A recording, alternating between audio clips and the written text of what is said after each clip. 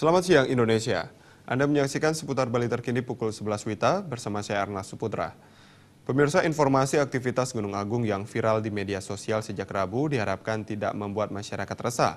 Berdasarkan pantauan Pusat Vulkanologi dan Mitigasi Bencana Geologi dan BMKG wilayah 3 Denpasar, sejauh ini aktivitas Gunung Agung masih normal.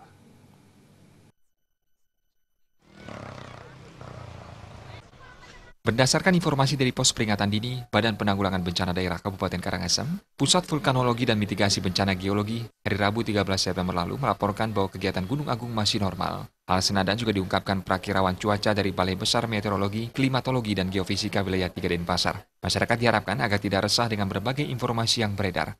Untuk pemantauan dari aktivitas Gunung Agung sendiri, apakah dia saat ini lagi aktif atau sedang tidak aktif, itu dilakukan oleh instansi lain yaitu PVMBG, sedangkan dari BMKG hanya memantau abu, pergerakan abu dari letusan Gunung Agung jika terjadi letusan, di mana nantinya pemantauan abu ini akan bermanfaat dalam menganalisa cuaca, khususnya untuk aktivitas penerbangan.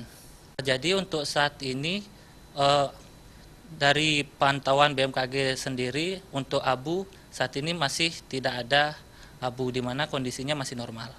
Ya, jadi untuk masyarakat saat ini dimohon untuk agar tetap tenang dan selalu untuk menanti info dari BMKG dan juga instansi-instansi terkait dengan aktivitas Gunung Agung.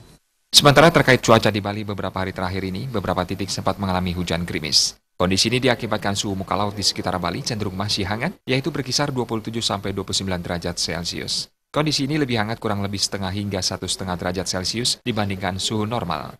Kondisi ini mengakibatkan uap air menjadi bertambah di atmosfer di atas Bali, yang mengakibatkan hujan ringan di beberapa titik.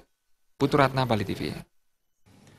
Sekian seputar Bali terkini kali ini. Terima kasih untuk perhatian Anda. Salam Indonesia.